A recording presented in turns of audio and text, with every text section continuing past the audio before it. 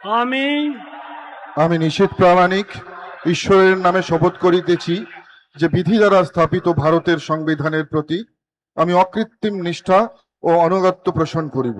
আমি ভারতের সার্বভৌমত্ব ও অখণ্ডতা রক্ষা করিব।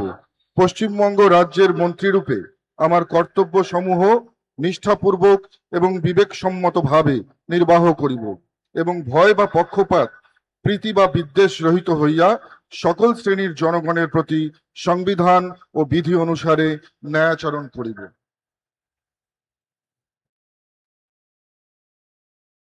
আমি